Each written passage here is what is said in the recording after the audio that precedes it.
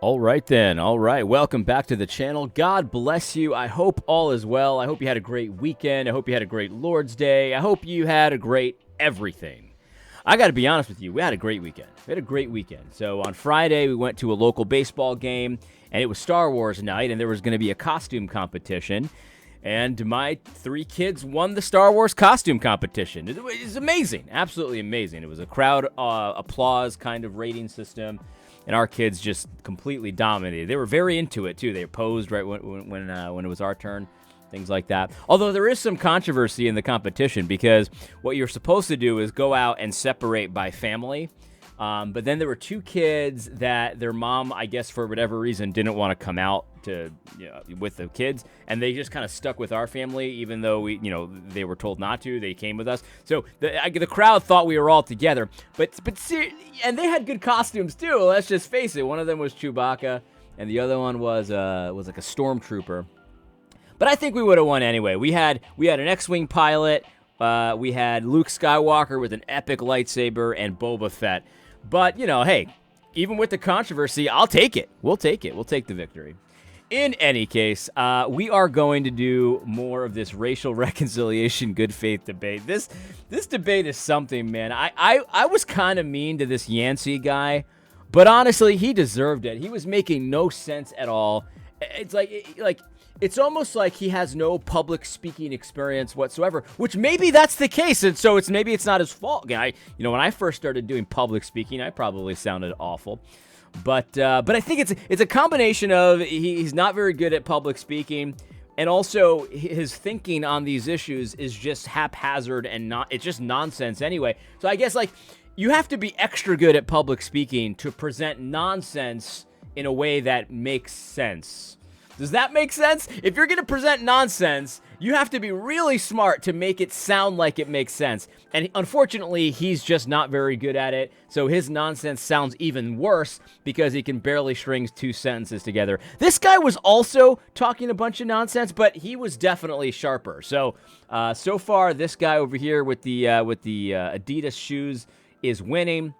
Now we've got, of course, this white guy in the middle. He's going to come in and he's going to provide a little bit of pushback. Yeah, right. Unbelievable. Anyway, let's continue. This should be very interesting. Typically, reconciliation and justice. For justice, you use shalom, which I hear making the world the way it ought to be. Is that a fair definition? The way it was created to be? Right. I think that there is a way the world is intended to be, which has not been set aside fully by the fall. And so I don't think that shalom in that sense, again, entails perfection. It's not a return to Eden or anything like that. It simply is an ought for humanity in this age. And I think it's fair for us to call that. I think that's a form of shalom. Okay, and how would you define reconciliation? So I think reconciliation is an interesting one, and I think it needs to occur contextually. For me that means, and this is, I think reconciliation it can be a bridge to justice, or I think they occur together. Reconciliation is a convergence upon the truth. And so reconciliation is not a relationship personality. It's not our sitting down and feeling good about each other. We can talk without screaming. That's not reconciliation. One reason why I think that's not is because there are power dynamics in those relationships. And so reconciliation is a shared understanding of the truth. And so I think justice is always one. There's God's justice. It's not justice based on my experience or justice based on someone else's experience. It's really our trying to find God's perspective. We are reconciled. So that's pretty good. In fact, that's a complete repudiation of what the other guy said, because the other guy said, well, you can't just have true justice if we all have a seat at the table. That's absolutely false, and we talked about that last time. And this guy's saying justice is defined by God. God gets to determine what justice is. That's very true. And God has determined what justice is, and he gives us lots of information. It's not like, you got to dig through a bunch of stuff to get to the justice. No, it's everywhere. There's a huge book of law. It's actually called the law, the Torah. It's there, and there's so much there. There's just, and the minutia it's not as much as it could be, but there's a lot of detail, and it gives us different examples of what to do in different cases, and we can apply those cases to our context, to our situation, and that's what we should be trying to do. And so, very good, very good. We have arrived at a shared understanding as to what has happened and how we might meaningfully go forward. Not mean that in a thematic sense, not in a particular, not in a programmatic sense, but we realize the nature of what it means to go forward. For example, you've been disenfranchised. Enfranchising you is a part of the forward narrative that connects to a historical narrative. If we can't get to that, we're talking about détente. And I don't think it's what we mean when we say reconciliation. So I think we need to push into a shared understanding of the truth. When we have that, then we can be, and I would say we are really at the gateway to reconciliation. Okay. How do you feel about those? So he's talking about some kind of historic injustice and affirmative action or something. I honestly don't even know what he's talking about, and I don't care. So we're going to stop thinking about it. Definitions of justice and reconciliation. Do you agree? Yeah, I probably come at it a little bit more sociologically because it's who I am. When I define So justice, that's why he doesn't make any sense, because he's a sociologist. I define justice as, fair, and I agree that God's the ultimate justice, and justice. While things are contextualized, ultimately there's a God, and God's above all. But that people are treated fairly, so that if the guilty are punished and the innocent are set free. So I think that in a more generalized sense, when we think about groups, it's it's a little bit different because if we're talking about justice in light of our historical racism and structural racism, it's not like you go up to white people and say, well, you're guilty and you need to be punished. But what we want to do is we want to try to create a fair society because for that white person, because they live in a society like this one, there have been certain things that have happened that are unfair and that we want to correct. It's not about so at punishing least he gives up the game here. I mean, this guy is being honest. I mean, he's an idiot, obviously. Well, I shouldn't say that. He sounds like an idiot in this whole thing, but at least he's given up the game here. Did you notice what he said? And this is where you run into trouble. Sure, God defines justice, and God's overall, but, and that's where he inserts his nonsense, right? Because what he wants to say is, sure, God defines what justice is, but it's different when you're talking about people and historical injustices, and in the difference between disenfranchised people and historical racism. It's different. Justice has to be different. Now we've got to add all of this stuff that's allegedly supposed to even Stevens everything out, and everyone's going to have the same opportunity and everything like that, and that's not. It has nothing to do with justice. That's man's schemes, and oftentimes, and I would say pretty much every single time when you get to the nitty-gritty of it, it's a scheme that actually overturns the law of God. And so you say, yeah, you don't just walk up to white people and be like, yo, you guilty, dog, you guilty. Nah, you don't do that. But you treat them as if they're guilty. In other words, you take away their stuff and give it to somebody else because racial injustice of the past or whatever you want to say. It could be sexual injustice of the past or gender injustice of the past or whatever it is. You can just insert whatever's the flavor of the day kind of thing. That's what you do. And so he gave up the game. I mean, he understands full well this is not something that we can let the Bible address. It's, yeah, sure, God's there, he's overall, and he defines justice, but when we're talking about groups, it's different, man. It may be different. And of course, he wants to, and this is the same thing what the Pharisees always used to do. They would come up with things, and they would give it a veneer of holiness, but really it would overturn the law of God. The Corbin law is the famous example. Why do you overturn the law of God for the sake of your traditions? And it's like, you say that you love me, but your hearts are very far from me. Philip Yancey, or whatever his name is, so whatever Yancey he is, this man right here, he presents a system that it sure has a lot of flowery kind of, lovey-dovey type words for Jesus, but their hearts are very far from Jesus. They actually really don't care what he says justice is, because group is different with groups. When you be a sociologist, it'd be different. It'd be different, dog. Why is it different? I don't know why it's different, but it just is. It just is. And so That's the situation. He's given up the game. Again, I just have to point out, and this is something that I predicted before I realized it happened, and I'm not a super genius or anything. This was very easy to predict. But why are they bringing two people that essentially agree on the fundamentals of racial reconciliation?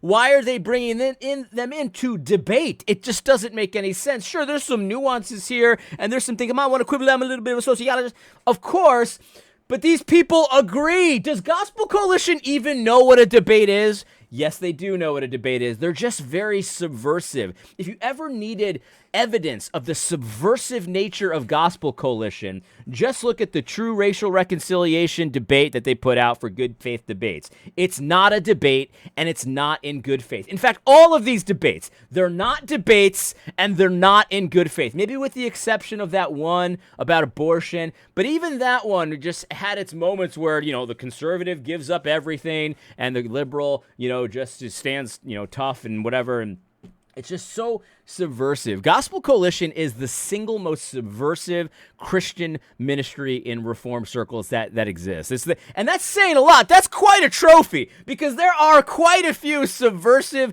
Christian conservative organizations out there. I think Gospel Coalition takes the cake, if you can believe it. Gospel Coalition, let me know in the comments.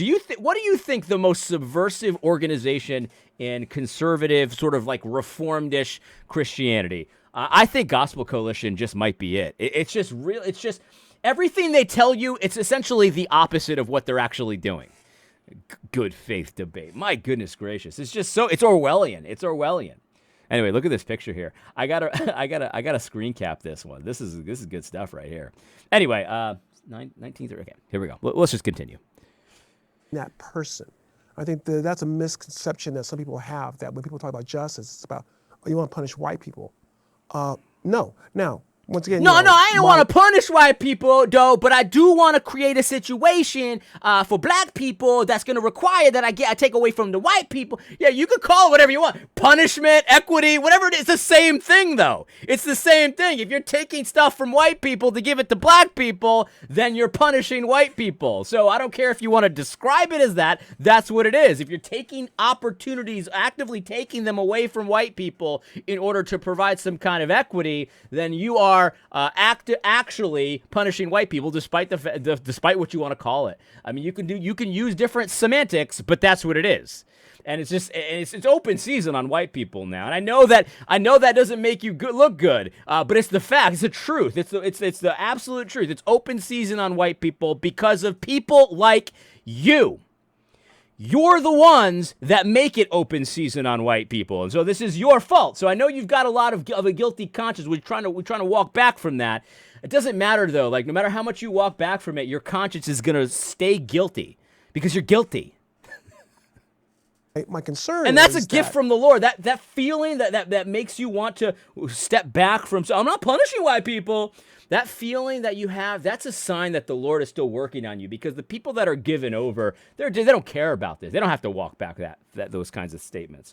But the fact is, you can walk back from what you call it, but you're still doing it. And that guilty conscience, you need to embrace that guilt and repent from your wicked ways. That we focus so much on that we forget that you can go overboard in trying to make corrections. Overcorrections can be made. And I gave a couple of examples of things I think we would agree are not justice, even though the thing that happened beforehand was not good. What ultimately happened was not good. Yeah, he gave you examples, all right. With who? With white people? No. He gave it, like in The Godfather. That was his example, The Godfather. And some Latin American history from the past. That's his examples. No examples of going overboard with white people these days, though, So when I think about racial reconciliation, there's... I was like saying retro reconciliation. That happens retro reconciliation. Okay, that's something that's a goal, but it's not something that we're going to have in this lifetime. On this side of the grave, I think what we're trying to do is we're trying to do the best we can to love other image bearers in a way that is right. That means different things for different people. That's a very broad definition, because I don't think that what it means to love other image bearers is the same thing for individuals in the same context. There are some principles that are the same, but when you get to the specifics, especially given our history in the United States, it's not going to be exactly the same. This guy's a mess. And obviously I want to give him the benefit of the doubt. I'm only hearing him for a few seconds. But no, actually, love is defined also by God. God is there, and he has spoken on justice. He has spoken on love. And so love should be the same in every context. Now, that might not mean you don't receive it as love, but it still could be love. And it's like, and we're actually going through this right now in the SBC. So in the SBC, they're thinking about kicking out the churches that have women pastors. And someone noticed, well, that's going to be a lot of black churches. Maybe we shouldn't do that because, that would be kind of racist. And of course, they should do that. Every single black church that has a female pastor should be kicked out unceremoniously. Don't let the door hit you on the way out. That's what should happen. That's what justice is. That's what love is. But then they're like, well, the black people don't feel love. They don't feel seen because of that. You maybe that's not nice. And of course, we're gonna let me know in the comments too if you want me to go over J.D. Greer's article, because I did a video about this topic and I said I predicted that the SBC would absolutely cave. They would not go through with this because they're afraid. They're more afraid of being called a racist than they are of fearing the Lord. They don't fear the Lord as much as they fear public opinion and being called a racist. And J.D. Greer, the very next day, came out with a letter, pretty much is saying exactly that. Yes, it's the right thing to do, but we shouldn't kick him out because and he's got a whole explanation. So if you want me to go into that, addressing his article, I'd be glad to do it, because it was very quickly that my prediction seems to be coming true, because I think what J.D. Greer wants is what J.D. Greer is going to get in the SBC, unless you guys fight it. You got to fight it. Anyway, But no, I mean, like, just because you don't receive listen, if you're black and you're very upset because the ancestors of your time were, I don't know, they weren't allowed in this neighborhood and things like that, and you're promoting some kind of a scheme to take funds away from white people and give it to black people to make up for the injustice of the past, or reparation, or you mean on reparation? We're talking about reparations over here.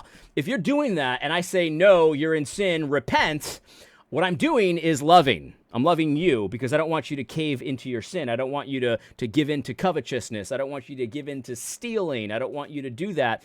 You might not receive it as love, though. And it doesn't matter what your context is, and it doesn't matter what the American context is, and it doesn't matter what my context is. It is love, because what you're doing when you promote things like reparations and things like that is you are promoting covetousness in the name of the Lord, and that is very evil. That also breaks the commandment not to take the Lord's name in vain as well. And so it's multiple different commandments that these woke pastors break every single day, and they might not receive it as love because it doesn't give you the right to dismiss my concerns. No, maybe not. I don't have to dismiss your concerns, but I do very readily and easily and gleefully dismiss your cockamamie schemes to overturn the law of God to get your way. I dismiss them, absolutely, because I fear God more than I fear you. I fear God more than I fear the anger of black people or the anger of woke white people. I don't fear that. They can call me any name in the book, and they have.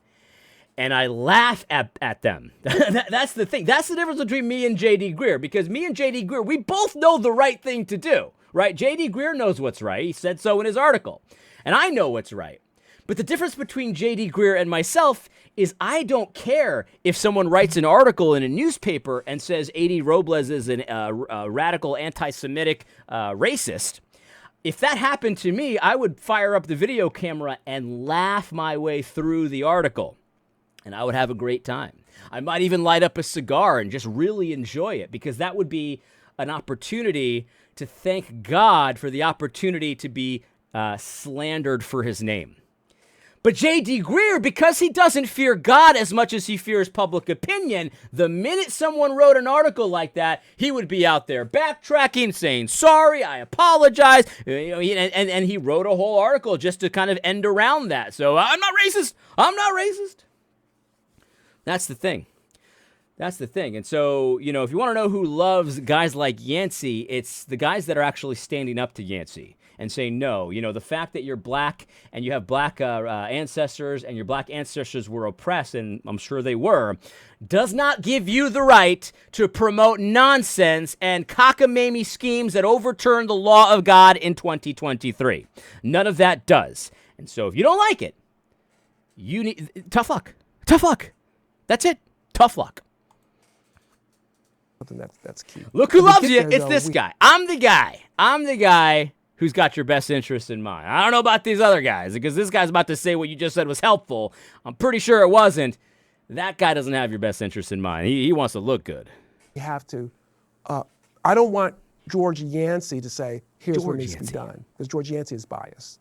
George Yancey needs to be held in check by other people and hearing other concerns so that hopefully together we can work what that really looks like. I think that, and I don't disagree. That's the first thing I have not disagreed with George Yancey on. Yes, George Yancey needs to be kept in check, and you know who's going to do it? It's not going to be this guy over here. That's for sure. It's not going to be this little white guy with the lovely suit and pant combo with the matching shoes. It's not going to be that guy. It's going to be a guy like me. A regular Joe like me. I'm the guy that'll keep you in check. And so if you're actually interested in being kept in check, go ahead and reach out to me, ad@adrobles.com. You can hit me up on Twitter as well, ADRobles Media. You could also hit me up on gab.com, ADRobles there as well. I'll tell you what's what. I'll tell you what's wrong with what you've promoted. And you can tell me all about everything that I'm doing wrong. We can have a nice conversation. If you're interested in being kept in check, I don't think you actually are, and that's why you're on the good faith debate. I do disagree with some things, I think, but it's just minor. But I do think that we can often find that we believe that justice is something programmatic, that it's a policy thing. And policies flow out of justice, but I don't think that is justice. And so what we can share is a narrative. What we can share, there's an American narrative or idea that despite the various political perspectives that we've seen historically, but that was shared about American Republican democracy. No one was coming along and suggesting that we have a monarch. No one would come along and suggest that we eliminate the presidency. And so there was a shared narrative. I think we need a shared narrative about our racial history and about what it looks like to see that resolved in the future. It needs to be somewhat inspirational. And so we get too quickly into these programmatic discussions, and we've not resolved our differing convictions. And now I do think there are some facts, there are some history, some measurables to help us to build that narrative. But narratives aren't about precision. Narratives are about direction. So where are we trying to go? What does it mean for us to go together? And how do we go together recognizing how it's gone down in the past? If you think about black and white kind of experiences of racialization in this country, it has not been like in balance. And so we have to deal with and acknowledge that imbalance and recognize that without a shared narrative, some people would feel aggrieved even when, say, simply being required, say, to make certain concessions or compromises to rectify the situation. And we need to be able to deal with that, is that not all perceived grievances are perhaps, I don't want to use the term objective, but those grievances may be situational to me and what I want, but they need to fit better with our understanding as to what actually happened. And I think that we need to push toward a shared understanding of that. That doesn't mean 100% unanimity. It just means there's a strong consensus. I think especially within the church, we ought to have, because this is an ethical issue, we should share the same ethical narrative. If we have a different ethical narrative, that's a real problem. That's a theological problem. And so I think we need to push into that and see if we can get to a consensus of what that narrative is. I mean, it's hard to follow a lot of this because a lot of this is not a logical train of thought. And I think that's intentional. He even kind of said there, it's not about, it's not he didn't say logic. What did he say? It's not about precision. It's just about this kind of shared story, the shared narrative. And if we don't agree on the narrative, then we have a theological problem. And the thing is, it's like very hard to follow because I don't have the freaking clue what he's talking about. Because I know from my childhood that I've gotten indoctrinated heavily with the shared narrative about what happened in the past. And everybody acknowledges this. Everybody acknowledges this. Obviously not literally everybody, But this is part of our DNA as a culture. We've all been taught how hard blacks had it and how bad white people were. We've been taught that for a long time. And by the way, have you noticed, the more we talk about it, the more it's in every movie, it's in every show, it's in everything, every class that you take. The more we talk about it, the more problems we have. Have you noticed that? I can't be the only one who noticed that, because back in the 90s when I was in school, we talked about this stuff. But we didn't have that many problems. I mean, of course we had problems, but we didn't have as many as we do right now. It's almost like the more you focus on the other's faults, the more problems you have. Because there's always something you could find. See, that's the thing, you know, when you're in a marriage relationship, you know, there's always some kind of fault you could find with your spouse, always, right? But the trick is to not focus on that stuff, not dwell on that stuff, you know? And if you've got a real serious issue, of course, you can talk about it as a couple, but there are things that your wife or your husband does that annoy you that you just choose to overlook because you love them, right? There's always something. You could always find fault. Fault finders always find fault. That is just there. If you look for something long enough, you're gonna find it.